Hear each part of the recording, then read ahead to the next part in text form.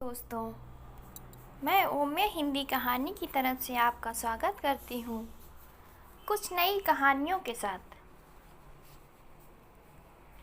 ये कहानी है चक्रवर्ती नामक एक शहर में चक्रभूमि नामक राजा था। उसके 3 बेटियां थीं। सबसे छोटी श्रीदेवी, बीच की नगमा और बड़ी गौरम्मा थी। तीनों को राजा बड़े प्रेम से और स्नेह से पाला था। उन तीनों को झूला झुलाने के लिए भी नौकर रखे गए थे। एक बार राजा को काम से दिल्ली में कचहरी जाना पड़ा। तब उसने तीनों बेटियों को बुलाकर पूछा कि उन्हें क्या क्या चाहिए। बड़ी बेटी ने कहा उसे छोटी छोटी सुंदर गुड़िया चाहिए। बीच वाली ने कहा उसे छोटी छोटी शूपड़ी चाहिए। एक बहुत सी छोटी से भी छोटी। छोटी वाली से पूछा तो उसने कहा मेरी अपनी कोई पसंद नहीं, आपको जो ठीक लगे वो ले आना। राजा दिल्ली से आ गए। लड़कियों के लिए बहुत सारी चीज़ें ला दी। लड़कियों ने गुड़ियों को खुश रखने के लिए चमेली, बड़ी चमेली और चंपा फूल पहनाए। नहलाने के लिए सुगंधित द्रव्य की मांग की। लड़कियों ने झूला झुलाना चाहा। राजा भी ये सुनकर खुश हुए। एक बार हरतालिका व्रत का समय आ गया। तब राजा फिर से दिल्ली के लिए गए। इस बार भी उन्होंने अपनी लड़कियों से पूछा कि आप लोगों के लिए क्या चाहिए। लड़कियों की पसंद जानकर उन्होंने बहुत सारे गहने ला दिए। फिर उन लोगों ने पूछा कैसी है। पहली और दूसरी ने कहा बाबा हमें चमेली, लाल चमेली और चंपा के फूलों वाली बालों में लगानी है। तेल मलकर सुगंधित द्रव के साथ नहाती हैं। आपके आशीर्वाद से सब कुछ है हमारे पास। छोटी श्रीदेवी ने कहा भगवान बहुत बड़ा है, उसकी दया से हम आनंदित हैं। बेटी की इस तरह की दार्शनिक बातें सुनकर राजा को गुस्सा आया। उसने कहा दोनों बड़ी बेटियों ने कितना अच्छा कहा, आपके आशीर्वाद से हम आनंदित हैं। इस छोटी को कितना घमंड है। वो भगवान को दयालु मानती है, कहती है कि उसी की दया से सब कुछ है। ये लड़की कृतघ्न है, पिता के प्रेम को नहीं मानती। मैं उसका चेहरा भी नहीं देखना चाहता। राजा बड़ा क्रूर लग रहा था। उसको एक अहंकार और घमंड ने घेर रखा था, जिसके आगे वो और कुछ देखना ही नहीं चाहता था। हर जगह सिर्फ अपनी ही अपनी जय जयकार सुनना चाहता था। आगे से मैं यही मान लूँगा कि मेरी 2 ही बेटियां हैं। रानी ने राजा को बहुत समझाने की कोशिश भी की कि आपकी बेटी है, आपको इतना गुस्सा करना शोभा नहीं देता और आपको उस पर गुस्सा नहीं करना चाहिए। भगवान की कृपा से ही तो हमारे पास धन संपदा है। अब आप गुस्सा त्याग दीजिए। परंतु राजा का गुस्सा वैसे का वैसा ही रहा। वो अपने गुस्से पर काबू नहीं पा सका। उसने कहा तुम कुछ भी कहो, मगर मैं उसका चेहरा भी नहीं देखना चाहता। मैं किसी अंधे गूंगे लहरे बहरे किसी भिखारी से, किसी लाश के साथ भी इसकी शादी कर दूंगा। उसकी आंखों में पट्टी बांधकर उसे जंगल में छोड़ आने का आदेश दे दिया। रानी ने राजा को समझाने के भर प्रयास किए, परंतु राजा कुछ समझने को तैयार ही नहीं था। राजा अपने गुस्से के अहंकार में अंधा, बहरा और काना हो गया था। रानी ने कहा श्रीदेवी के घर से निकल जाने से वो बर्बाद हो जाएगा। राजा का पारा और चढ़ गया। रानी ने मंत्री की सहायता मांगी। मंत्री ने भी राजा को समझाने की बहुत कोशिश की, मगर किसी को कुछ भी फायदा न मिला। राजा ने कहा, मेरा मन टूट गया, मैं उसे अब अपनी बेटी नहीं मानता। तुम मेरे मंत्री हो, तुम्हें मेरा आदेश का पालन करना ही पड़ेगा। 4 सेवकों को लेकर निकलो। आस पड़ोस के किसी गांव में मौत का दरवाज़ा खटखटाता एक बीमार तुम्हें मिले, या अंधा बहरा लूला लंगड़ा कोई भी इंसान मिले, उसे पकड़ कर ले आओ। मंत्री ने 4 नौकरों को साथ लेकर पास पड़ोस के गांव में घूम कर लौट आया। लौट कर राजा से कहा कि ऐसा कोई इंसान नहीं मिला। तब राजा ने कहा, जंगल में जाकर किसी जंगली या शिकारी इंसान को पकड़ कर ले आओ। मंत्री ये आदेश सुनकर जंगल जाने को विवश हो गया। रास्ते में उसे एक जल कुंड दिखाई दिया। उस बड़े कुएं में बाघ, सियार क्या क्या थे, भयानक जंगल था। उसे प्यास लगी थी, वहीं पानी पीकर लेट गया। फिर बैठकर सुस्ताने लगा और सोचने लगा। तभी पेड़ की जड़ की बगल में एक छोटा सा बंदर आकर पानी पी रहा था। मंत्री ने धीरे धीरे उसके पास जाकर एक रस्सी से उसे बांध दिया। उसे राजा के पास ले गया। श्रीदेवी के गहने कपड़े सब छीन लिए गए। पाव भर चावल उसके आंचल में डालकर कहा गया, यही तुम्हारा दूल्हा है, अब इसके साथ जाओ। उसके हाथ में एक छोटी सी कटोरी देकर कहा, तुम्हें प्यास लगे तो इसी से पानी पी लेना, और इतना कहकर उसे भेज दिया।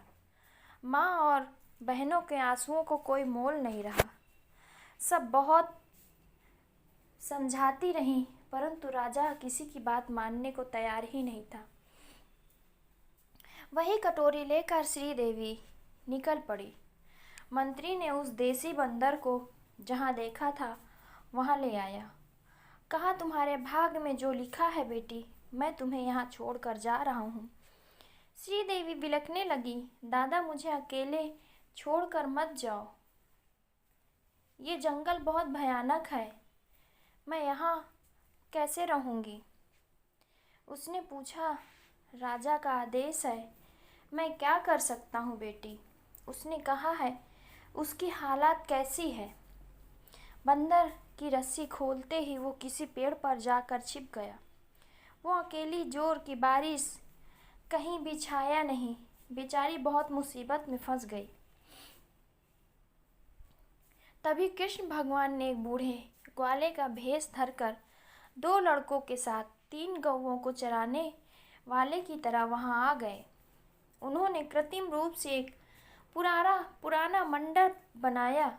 उसे देखकर श्रीदेवी ने आसरा लेने का मन बनाया। उठकर चली आई। बहुत ठंड लग रही थी। उसने अपनी साड़ी का आंचल फाड़ा, पत्थर कूट कर आग निकाली, चूल्हा बनाया, काटे सूखे पत्ते आदि उसमें डाले। उस गोपाल ने लड़कों को आग से आने को भेजा। वे बच्चे जब आए और बहुत पुकारते रहे, मगर अपने घास फूस का दरवाज़ा इस लड़की ने नहीं खोला। फिर बूढ़े ने उसे आश्वासन दिया, घबराओ मत, डरो नहीं, मैं खुद तुम्हारी देख रेख करूँगा, दरवाज़ा खोलो। लड़की ने कहा, आप मुझे वचन दीजिए, मैं तुम्हारा बाप हूँ बेटी, और तुम मेरी बेटी। कहा बूढ़े ने तब जाकर सिरजा का दरवाज़ा खोला। दोस्तों, मेरी ये कहानी अगर आपको पसंद आए तो मेरे चैनल को लाइक, सब्सक्राइब और शेयर ज़रूर कर दीजिएगा। बूढ़े ने थोड़ा सा चावल दिया, दाल भी दी। श्रीदेवी खाना बनाया। सबने एक साथ बैठकर खाना खाया। वृद्ध ने धीरे धीरे से उसकी पूरी कहानी सुनी। उसने रो रो कर अपने बारे में बताया कि किस तरह उसकी शादी एक बंदर के साथ रचा दी गई। बूढ़े बाबा ने उसे हिम्मत देकर कहा, बेटी रोना नहीं, तुम्हारे भी भगवान हैं, उसके भी हैं। वो तुम्हारा पति कहाँ है, बताओ। तब उस बूढ़े ने पूछा। श्री ने कहा, वो उस पेड़ के कोठरी के पास गया था। उसके बाद क्या हुआ मैं नहीं जानती। बूढ़े ने कहा, डरो मत बेटा, आज घर में झाड़ पोछा कर दो, फिर कुल देवता की पूजा करो, घर में जो कुछ है उससे खाने की चीज़ बनाओ। उसने वैसा ही किया। अपने कुल देवता का नाम लेकर अपनी पति को परोसो। उसने कहा। 3 बर्तनों में खाना भर कर वो कुएं के पास आई। स्वयं पाक को ज़मीन पर रख दिया। उसे पेड़ की आड़ में खड़े होकर देखने के लिए वृद्ध ने कहा। उसने वही किया। वो बंदर आया, स्वयं उसने पाक को उठाया, खाकर और कुएं के अंदर जाकर पानी पीने की कोशिश की। तब वृद्ध और उन लड़कों ने मिलकर एक साकल से उसे बांध लिया। बूढ़ा अपने हाथ में एक बेंत पकड़ उसके आगे बैठा, उसे बात करना सिखाया। पहले उसने अन्न दो, जल दो, ये 2 शब्द सिखाए। इसी तरह अत्यंत आवश्यक कुछ शब्दों को उसे सिखाया। फिर उस परिवार के लिए अति आवश्यक सामान गाड़ी में भरवा कर ले आया। उसके साथ 2 फूल मालाएं भी वृद्ध ले आया। एक माला को श्रीदेवी के हाथ देकर दूसरी माला बंदर के हाथ दी। कहा, बिटिया, तुम्हें माता पिता का सुख नहीं मिला, बहनों का सुख नहीं मिला, पति का सुख तो मिले, इसलिए यह माला तुम अपने पति को पहनाओ। श्री ने माला बंदर के गले में पहनाई। वृद्ध ने आशीर्वाद में अक्षत डाले। बंदर तुरंत एक राजकुमार के रूप में परिवर्तित हो गया। उसने भी माला श्री के गले में पहनाई। वृद्ध ने कहा, बेटी श्रीदेवी, तुम ऐसी पतिव्रता नारी हो कि इसके गले में तुमने माला पहनाकर इसे पाप मुक्त कर दिया। ये राजकुमार बन गया है। अब तुम दोनों सुखी जीवन बिताओ और मुझे विदा कर दो। श्रीदेवी ने कहा, हम जब सुखी जीवन जिएंगे आप उसे देखने नहीं आओगे, ये कैसे हो सकता है। वृद्ध ने कहा, अब मुझे जाना है, तुम्हें क्या चाहिए कहो, वो देकर मैं चला जाऊंगा। श्रीदेवी ने कहा, मेरे पिता के राजमहल के सामने खूब खाली जगह पड़ी है। पिता से वो जगह दान में मांगकर हमारे लिए 3 मंजिला मकान 3 महीने में बनवा कर दे दीजिए। वृद्ध को उसकी मांग ठीक सी लगी। वादा करके वो निकल गया। तब तक चक्रभूति राजा गरीब हो गया था। खाने पीने के लिए भी लाले पड़ गए। वृद्ध ने उसके पास जाकर कहा, सुना है आप लोगों के अच्छे दिन देखे हैं, अब ऐसी स्थिति क्यों आ गई। मुझे 1200 गज जमीन दे दीजिए। राजा अब दान में देने की स्थिति में नहीं था, इसलिए वो उसे बेचने के लिए तैयार हो गया। वृद्ध ने वो ज़मीन खरीदी। 3 महीने में 3 मंजिला मकान भी बना दिया। श्री, गौरम्मा, नगम्मा, ये तीनों बहनें और माँ आजकल पराए घरों में बाई का काम करने जाती हैं। वृद्ध ने एक दिन श्री की माँ से पूछा, आई, आपके कितने संतानें हैं। उन तीनों ने आपस में एक दूसरे का चेहरा देखा। उनके मुंह से शब्द नहीं निकले। वे पसोपेश में थी कि श्री को भी इनमें गिनना है कि नहीं। वो फुसफुसाती रही। वृद्ध ने उन्हें छोड़ने के उपदेश से पूछा, तुम लोग मेरी बेटी को देखकर क्या फुसफुसा रही हो। फिर माँ ने उसके आगे सत्य घटना खुलकर बता दी।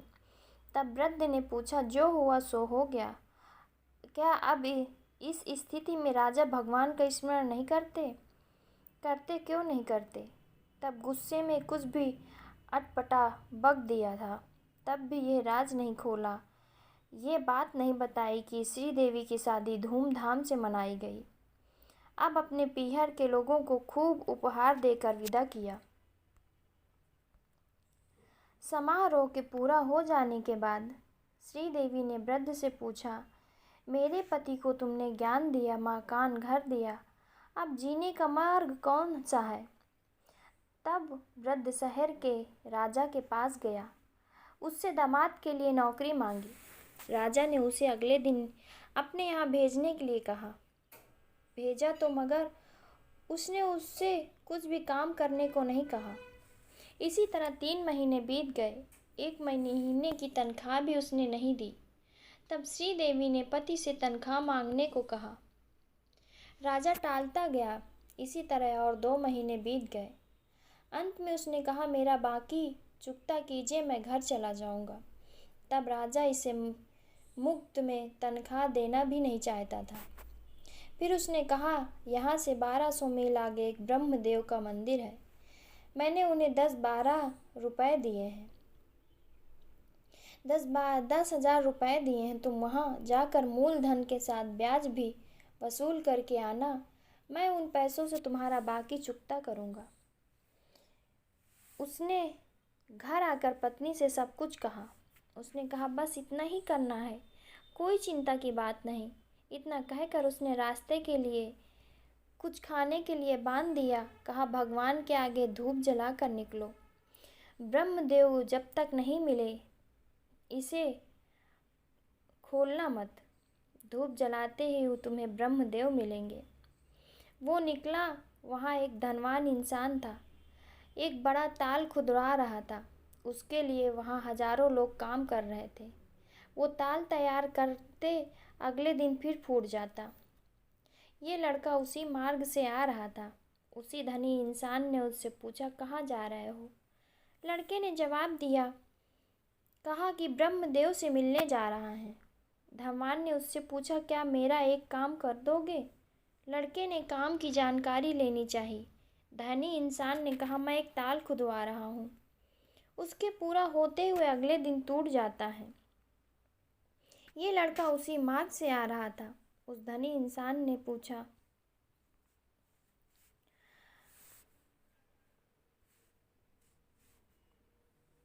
धनवान इसका उपाय क्या है? ये ब्रह्मदेव से पूछ कर आना। लड़का हामी भर के वहाँ से निकला।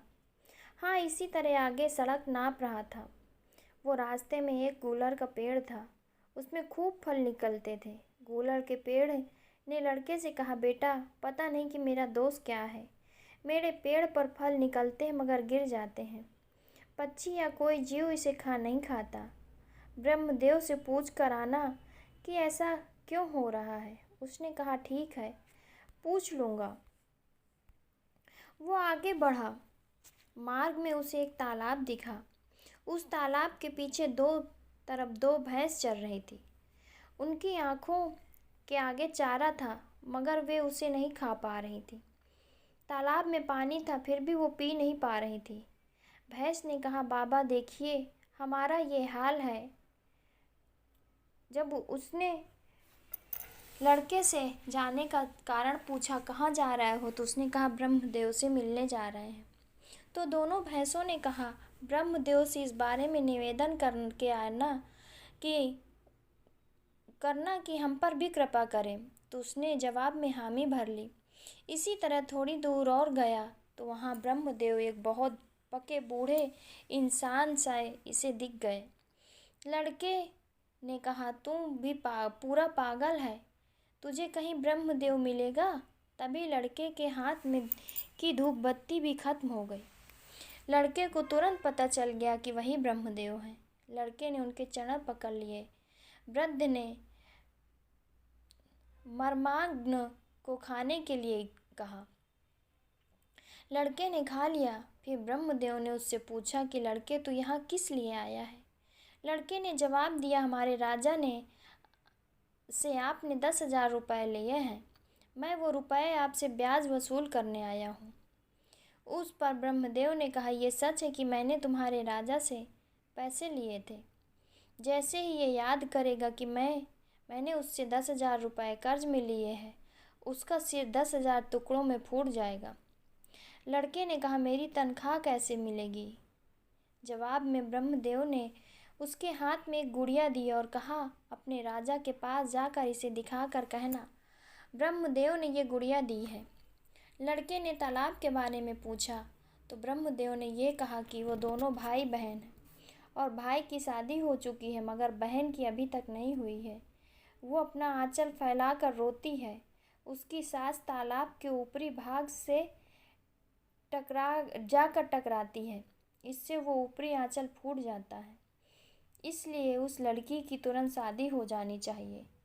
उससे कहो कल ही ये काम कर दे। लड़के ने जब ब्रह्मदेव से गूलर के पेड़ के बारे में पूछा तो ब्रह्मदेव ने जवाब में कहा, वो दो लड़कियां माता पिता की बात टाल कर दोनों खेली तालाब बनवा रहे धनवान को ब्रह्मदेव की बात पहुंचाने पर उसने इस लड़के से ही अपनी बहन की शादी रचाई, खूब धन भी दिया। उसके बाद लड़का अपनी पत्नी को लेकर आगे बढ़ा। मार्ग में एक कुआं दिखा। वहां सुस्ता कर आगे बढ़ने का मन बनाकर दोनों बैठ गए। गुड़िया ने खाना बनाकर परोसा। वहां पर एक शिकारी था।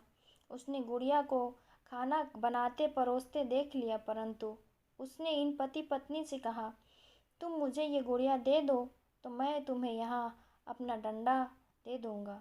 उसने पूछा, डंडे की करामात क्या है? शिकारी ने कहा, ये 3000 लोगों को मार गिराता है। लड़के ने गुड़िया दी, शिकारी ने डंडा। लड़का डंडा लेकर आगे बढ़ा। आगे बढ़ते ही उसे एक कुआं दिखाई दिया।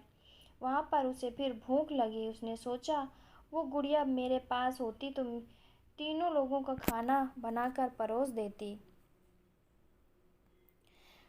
उसके इतना कहते ही डंडे ने कहा, जी मालिक, ऐसा है कि जब तक मैं उसके साथ था वो मेरा मालिक था, अब मैं आपके साथ हूँ, इसलिए आप मेरे मालिक हो।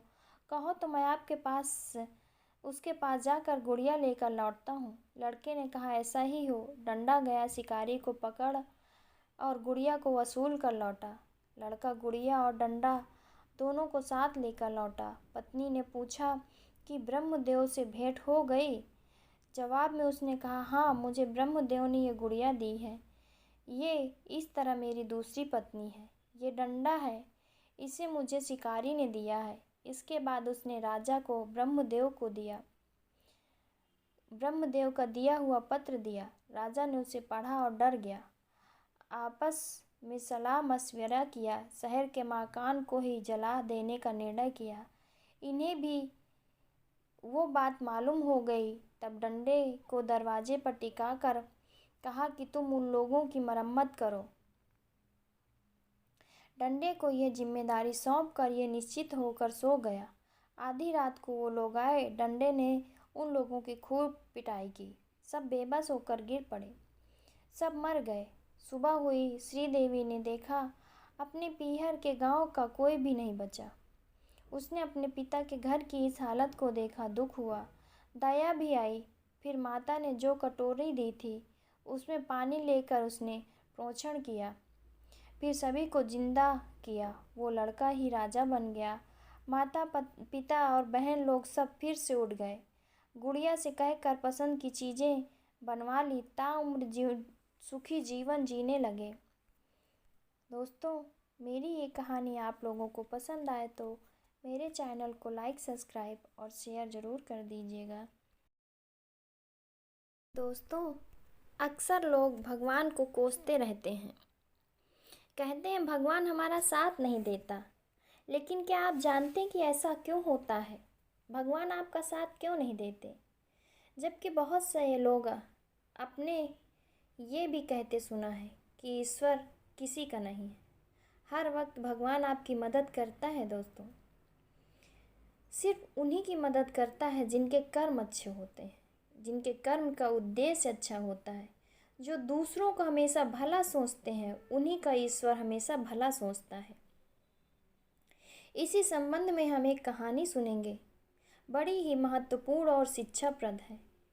ये कहानी यदि आपको बीच में छोड़कर जाने का मन करे तो आप खुद ही समझदार हैं।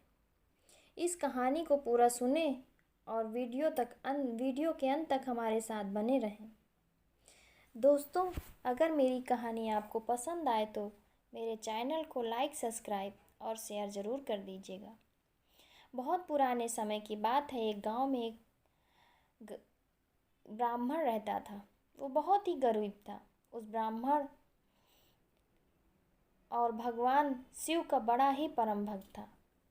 ब्राह्मण के पास पुरोहित के अतिरिक्त और कोई कार्य नहीं था। बस उसी काम को वो किसी तरीके से करता और अपने घर का गुजारा चलाता रहता। उसी से जो भी पैसे मिलते उसी से अपने घर के लोगों का पालन पोषण करता। लेकिन जो ब्राह्मण की पत्नी थी वो बार बार कहती कि शहर जाकर कोई और काम करो। आखिर इस तरह से यदि तुम्हारा काम चलेगा तो परिवार जो दिनों दिन बढ़ता जा रहा है इस पंडिताई के सहारे कैसे चल सकता है। इसके लिए तुम्हें अतिरिक्त कमाना पड़ेगा, इससे काम नहीं चल पाएगा। पहले तो माखन लाल शास्त्री उसकी बात को टालता रहा, परंतु रोज रोज की चिक चिक से परेशान होकर वो एक दिन फैसला किया कि अब बाहर जाएगा। उस ब्राह्मण ने कहा कि उसके जाने की वो तैयारी कर दे और अगले ही दिन सुबह रवाना हो जाएगा। ब्राह्मण की पत्नी ने उस ब्राह्मण को जितने भी कपड़े थे उनको धो डाला, लाठी लोटा और डोरी की तैयारी कर दी। खाने के लिए 2 उबले आलू और नमक की पोटली बांध कर दे दिया। सुबह हुई, माखन लाल शास्त्री अपना सामान और खाना लेकर अपनी पत्नी से विदाई लिया और उसको जाना था। फिर वो शहर से जाने के लिए राह पकड़ ली। जो रास्ता बाहर जाता था उसी पर चल पड़ा। रास्ता कच्चा था, जंगल से होकर जाता था। पैदल चलते चलते उसे दोपहर हो गई। सोचा कि कहीं यदि पानी मिल जाए तो स्नान कर लूं और वहीं भोजन कर लूं। और जल्दी से ही उसको एक स्वच्छ जल से भरा हुआ सरोवर भी मिल गया। तो ब्राह्मण ने सोचा कि यहीं विश्राम कर लिया जाए और वो वहीं एक पेड़ के नीचे अपना डेरा डाल दिया। नहा धोकर पेड़ के नीचे ही सो गया और ज़्यादा थकान होने के कारण जैसे ही वो लेटा उसे गहरी नींद आ गई। संयोग से भगवान भोलेनाथ और माता पार्वती उधर से जा रहे थे तो माता की नज़र उस सोते हुए ब्राह्मण पर पड़ गई। उस ब्राह्मण की दीन स्थिति को देखकर माता पार्वती का दिल द्रवित होकर उठा और माता ने भगवान से कहा, हे प्रभु भोलेनाथ, आप तो बड़े ही दयालु हैं, कृपालु हैं, सबके दुख को दूर करते हैं और सबको सुख प्रदान करते हैं। इस गरीब ब्राह्मण की भी कुछ मदद कीजिए, इसका भी उद्धार कीजिए। फिर यह आपका भक्त भी है, हर समय आपका नाम जप करता रहता है। भगवान शिव कहने लगे, हे पार्वती, तुम बड़ी ही कोमल हृदय की हो, इसलिए हर किसी की मदद को हमेशा तैयार रहती हो। भगवान भोलेनाथ ने कहा कि जाने दो, ये सब इंसानों के कर्मों का फल है। जो व्यक्ति जैसा कर्म करता है उससे वैसा ही फल भोगना पड़ता है। परंतु माता पार्वती ने कहा, नहीं स्वामी, इस पर आपको दया करनी होगी और मैं आपसे कुछ नहीं मांगती। पार्वती के जीत के कारण भगवान भोलेनाथ सोते हुए उस ब्राह्मण के पास पहुँचे और उन्होंने उसे खाने की पोटली जो खोल कर दे कि उसे देखा तो उसमें 2 आलू को उठाकर वो वहाँ पर 2 लड्डू रख दिए और वो वहाँ से चले गए। पार्वती जी से बोले, हमने इसके खाने के लिए कुछ प्रबंध कर दिए हैं। चलिए। ब्राह्मण सोते रहने के कारण इस घटना को पूरी तरह से अनजान था। उसे कुछ भी नहीं पता था कि क्या हुआ। जब उस ब्राह्मण की आँख खुली तो तीसरा पहर हो चला था। उसे भूख भी बहुत ज़ोरों से लगी थी। खाने की पोटली उठाई और जब वो पोटली खोला तो देखा उस पोटली के ऊपर ही 2 ताज़े लड्डू रखे हुए हैं। उन लड्डुओं को देखकर ब्राह्मण की भूख और बढ़ गई। वो सोचने लगा कि किसी जजमान के घर लड्डू आए होंगे और उसने जल्दी ही लड्डू उठाकर अपने मुंह में डाल लिया। उसको बड़ा आश्चर्य हुआ कि पोटली में 2 लड्डू और आ गए।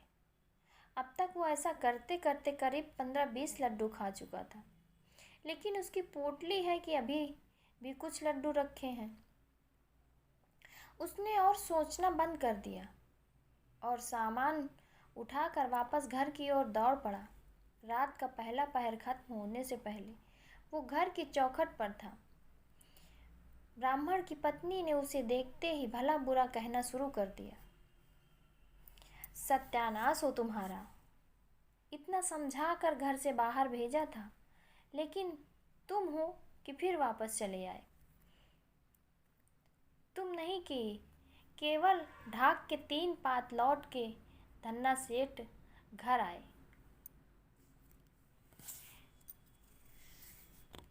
तब ब्राह्मण कहने लगा कि भाग्यवान, अपनी ही कहती रहोगी कि मेरी भी कुछ सुनोगी? कुछ तो सुनो मेरी, तो हमारी कब सुनोगी? हमारे दुख के दिन अब दूर हो चुके हैं। मैं ऐसी चीज़ लेकर आया हूँ कि देखकर तुम भी खुश हो जाओगी। ब्राह्मणी ने कहा, देखूं तो कौन सी ऐसी चीज़ लेकर आए हो? कौन सा खजाना तुम्हारे हाथ लग गया जो बिल्लियों की तरह उछल कूद कर रहे हो? ब्राह्मणी ने पानी दिया। पानी पीते ही उसने पोटली खोली। ब्राह्मणी कभी लड्डू देखती है तो कभी ब्राह्मण को आखिर ये क्या पोटली है। ब्राह्मण ने खुशी से कहा कि लो लड्डू खाओ। ब्राह्मणी ने उन लड्डुओं को उठाया और खा कर देखा तो उन्हें बहुत ही स्वादिष्ट लगे। क्या कहना था फिर उन लड्डुओं का। उसने जीवन भर में ऐसे लड्डू नहीं खाए। एक के बाद एक ऐसा करके वो कई लड्डुओं को खा गई, लेकिन पोटली में लड्डू खत्म ही नहीं हो रहे थे। बच्चे भी खूब डट कर लड्डू खाए, लेकिन लड्डू कम होने का नाम ही नहीं ले रहे थे। ब्राह्मण ने जंगल की सारी घटना के बारे में अपने पत्नी को बता दिया। ब्राह्मण की पत्नी ने उसे बताया, उसने तो पोटली में 2 आलू रखे थे, तो ये लड्डू कैसे आए? भोलेनाथ की कृपा को समझकर सब बात समाप्त हो गई। अब ब्राह्मण ने अपनी पत्नी से सलाह करके घर के बाहर हलवाई के स्पेशल लड्डू का बोर्ड टांग दिया। गांव से 1-2 ऑर्डर आए तो उसने तुरंत पूरे कर दिए। फिर ब्राह्मण के लड्डू खाता वो तारीफ करता। जो भी खाता उसकी तारीफ किए बिना नहीं रह पाता, क्योंकि ऐसे स्वादिष्ट लड्डू किसी ने कभी खाया ही नहीं होगा।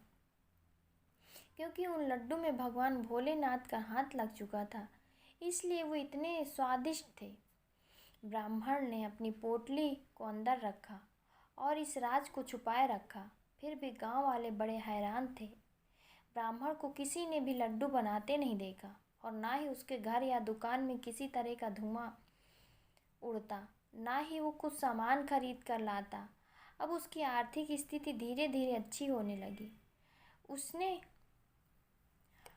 अच्छा सा मकान बनवा लिया, कहीं आने जाने के लिए घोड़ा भी रख लिया। पत्नी को बहुत सारे गहने बनवा दिए। उसकी पत्नी सोने चांदी के जेवर से लद चुकी थी।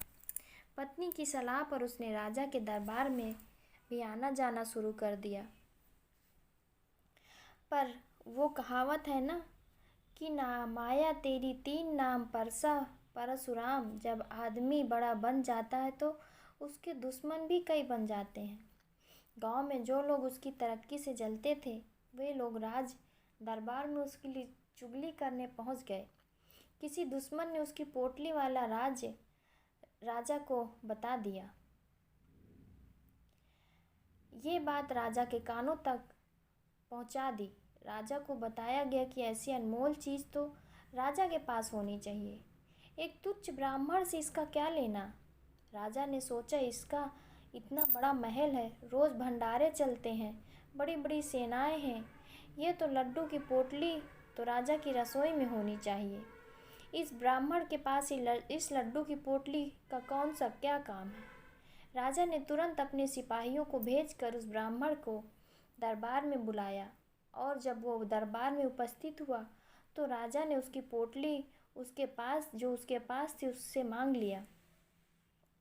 ब्राह्मण ने पहले तो काफ़ी ना नुकर किया, लेकिन राजा की आज्ञा को उल्लंघन नहीं कर सकता था। बस में ही नहीं था उसके। एक असहाय ब्राह्मण के बस में कुछ था ही नहीं। वो राजा के आज्ञा को टाल नहीं सकता था। मन को मार करके वो अफसोस करके ब्राह्मण अपनी पोटली निकाल कर राजा को दे दी। उसे पता था अन्यथा राजा का बल प्रयोग करेगा और जबरदस्ती से उसकी पोटली छीन भी लेगा। ब्राह्मण फिर पहले जैसे ही गरीब बन गया। कोई और काम करने के लायक तो था नहीं। वो जो थोड़ी जमा पूंजी थी वो भी खर्च हो गई, क्योंकि अब उसकी पत्नी और बच्चों की जीवन शैली भी अलग हो चुकी थी। उसे अपनी पत्नी की सलाह पर राजा से मित्रता करने और अपनी मूर्खता का बोध हो रहा था। उसकी पत्नी भी बहुत दुखी रहने लगी। वो भी अब चटकारे लेकर उसकी बेइज्जती करने में कभी नहीं झुकते थे और वो तरह तरह की बातें बनाते थे। उसकी पत्नी ने फिर दोबारा उसी स्थान पर जाकर भोलेनाथ की कृपा का आशीर्वाद लेने को ब्राह्मण से कहा। कई बार जब उस ब्राह्मण की पत्नी ने कहा तो यथापूर्व की तरह तैयारी उस ब्राह्मणी ने उस ब्राह्मण की कर दी। ब्राह्मण सुबह होते ही अपनी यात्रा पर निकल पड़े। दोपहर होते होते उसी सरोवर के किनारे वो ब्राह्मण पहुंच गए, जहां आज से करीब 3 साल पहले उन्हें भोलेनाथ का वरदान प्राप्त हुआ था। वो पेड़ की छाया में लेट गए। शीघ्र ही थकान के कारण उन्हें गहरी नींद आ गई और इसी सुखद संयोग कहते हैं कि पहले की तरह भगवान शिव और माता पार्वती वहां से निकले। माता पार्वती की नज़र फिर उस ब्राह्मण पर पड़ी तो उन्हें कुछ याद आया। माता ने तुरंत भगवान से कहा, महाराज शिव भोले, आपको याद होगा कि हम 3 साल पहले यहाँ से गुजरे थे और ये वही ब्राह्मण है जिसकी आपने मदद की थी, परंतु ये तो वैसे ही फटे हाल में है, इसका कोई परिवर्तन नहीं हुआ। ये क्या है? भोलेनाथ इसकी हालत जानते थे। माता पार्वती से भोलेनाथ ने पार्वती माता का हाथ पकड़कर कहने लगे कि चलो उस ब्राह्मण के पास। पार्वती जी जबरदस्ती हाथ पकड़कर ले गई। भोलेनाथ तो सब कुछ जानते थे। उनको मालूम था कि ब्राह्मण की पोटली कहाँ चली गई। भगवान तो सर्वज्ञानी थे, वे सब जानते थे, वे अंतर्यामी थे। उनको पता चल था कि उस ब्राह्मण की पोटली कहाँ है। भगवान उसकी पोटली में 2 लड्डू न रखकर वहाँ पर 2 ईंटों को रख दिया और पोटली को बंद कर दिया। जब माता ने पूछा तो कुछ नहीं कहा। भगवान के इस काम से हैरान जरूर थी।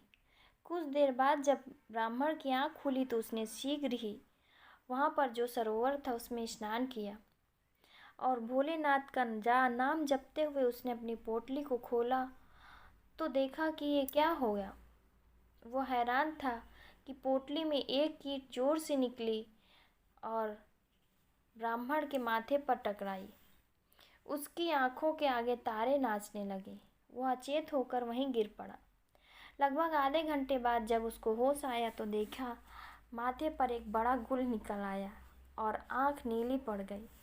उसको मन ही मन भोलेनाथ की इस कृपा पर हंसी भी आई और क्रोध भी आ रहा था। वो सोचने और समझने की अवस्था में भी नहीं था। उसने देखा कि पोटली में अभी भी 2 ईंटें थी। एक ईंट उसको जो लगी वो बाहर पड़ी थी। उसको उसमें भी भोलेनाथ की कृपा नजर आ रही थी। उसने ईंट को समेट लिया और सारे सामान को बटोर करके अपने घर की राह पकड़ ली। आधी रात को ब्राह्मण अपने घर पहुंचा। ब्राह्मण की पत्नी उसका इंतजार कर रही थी। उस ब्राह्मण की हालत इस तरह देखकर उसकी पत्नी को बड़ा सदमा लगा। वो बहुत दुखी हुई। ब्राह्मण की पत्नी को ये शंका थी कि वो कहीं खाली हाथ ना लौट आए। ब्राह्मण ने भी पोटली के बारे में कुछ नहीं कहा। हाथ मुंह धोकर भोजन किया और सो गया। उधर ब्राह्मण की पत्नी को पोटली देखे बिना चैन नहीं मिला। वो दबे पांव उठी और धीरे से उसने पोटली खोली। पोटली खुलते ही एक ईंट उसके माथे पर जा लगी। ईंट लगने पर ब्राह्मण की पत्नी की चीख निकल गई और वो हाय राम कहते हुए पीछे हट गई। काफ़ी देर बाद जब उसको होश आया तो वो पोटली पहले ही बंद कर चुकी थी। खैर भी कहरा कहरा कुछ देर बाद हो गई। जब सुबह हुई दोनों उठकर एक दूसरे को देखा तो पूरी कहानी दोनों को समझ आ चुकी। ना किसी ने किसी को कुछ कहा, ना किसी से पूछा कुछ बताया। अब दिन में कुछ स्वस्थ होने पर ब्राह्मण ने अपने दिमाग के घोड़े दौड़ाए कि भोलेनाथ की कृपा से का क्या उद्देश्य है। वो सोचने लगा कि भोलेनाथ ने 2 लड्डू को न देकर इन 2 ईंट को क्यों पोटली में रखा। गांव के बाहर सुनसान जगह पर पहले गए। उन्होंने भोलेनाथ का नाम लेकर पोटली का मुंह अपनी ओर न खोलकर दूसरी तरफ खोला। वो आश्चर्यचकित रह गए। पोटली से लगातार तेजी से ईंटें उल्टी दिशा में निकल रही थी। उसने धीरे से पोटली का मुंह बंद कर दिया और पोटली अभी भी 2 ईंट थी। अब उसने भोलेनाथ की कृपा का एहसास हो चुका और इस लीला का उद्देश्य भी उस ब्राह्मण के समझ आ चुका था। जो राजा से युद्ध करके अपनी पोटली को वापस लेना, ये भगवान भोलेनाथ की मंशा थी। ब्राह्मण चुपके से पोटली लेकर अपने घर में वापस आ गया और उसने राजा के पास एक संदेश भेजा कि राजा, लड्डू वाली पोटली उन्हें वापस कर दो और आधा राज्य भी दे दो, अन्यथा उनसे युद्ध करके। राजा को ये संदेश बड़ा अटपटा लगा, विचित्र लगा और बकवास भी। उसने 101 सिपाही को उसे पकड़ लाने का आदेश दिया। सिपाही बड़े जोश के साथ उसके घर की ओर गए। ब्राह्मण को बाहर निकलने के लिए ललकारा। ब्राह्मण पहले तो बैठा था, उसने अपनी पोटली को घर के ऊपर सेट करके रख दिया। उसने पहले ही सिपाहियों को वापस लौटने की सलाह दी। जब वो नहीं माने तो अपने फौजदारी में वो आ गया और उस ब्राह्मण ने अपनी पोटली का मुंह उनकी ओर खोल दिया। अब क्या था, ईंट बरसने लगी। सिपाही लहूलुहान हो चुके थे और दुम दबाकर सारे सिपाही भाग खड़े हुए। लगभग 300-400 मीटर तक ईंट उन पर चढ़ पड़ती ही रही। वो भाग करके राजा के पास पहुँचे और सारी कहानी राजा को सुना दी। ऐसी एक तरफा लड़ाई ना तो कभी किसी ने देखी होगी और ना सुनी।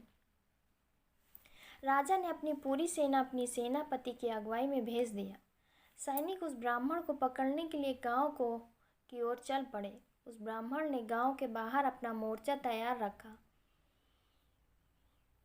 एक ऊंची टीली पर जो गांव के बाहर था, उसने अपनी मचान बना रखा था और वो मचान पर पोटली लेकर चढ़ गया। जैसे ही सैनिक उसकी जगह पर आए, उसने पोटली का मुंह उनकी ओर खोल दिया। अब सैनिकों के पास इस तरह के अस्त्र शस्त्र लड़ने के लिए नहीं थे। ईंटों की लगातार बारिश हो रही थी। तीर और भाले उनके सामने कुछ भी नहीं हुए। भयंकर चीख पुकार मची थी। सैनिक त्राहिमाम करते हुए पीछे की तरफ भाग रहे थे। अब राजा के पास जब ये खबर पहुंची, ये विचित्र खबर जब राजा ने सुना, तो राजा ने तुरंत एक बैठक बुलवाई और विचार विमर्श किया कि अब इस ब्राह्मण से कैसे निपटा जाए। इस पर चर्चा हुई। उसके इस वशिष्ठ मंत्री संधि करने का पक्ष में थे। उनको पता था कि राजा ने उस ब्राह्मण की पोटली को बलपूर्वक छीना है और ब्राह्मण के साथ कोई दैविक शक्ति उसके साथ दे रही है। इसलिए विवश होकर राजा अपने संधि दूत ब्राह्मण के पास भेज दिया। ब्राह्मण ने अपने दोनों शर्तों को फिर से दोहराया। अगर मेरी ये दोनों शर्तें राजा को मंजूर है, तभी वो संधि के लिए तैयार हो सकते हैं। राजा ने उसको आधा राज्य देने की घोषणा कर दी और उसकी पोटली सम्मान सहित उसको लौटाने की भी। अब ब्राह्मण महाराज बन चुका था।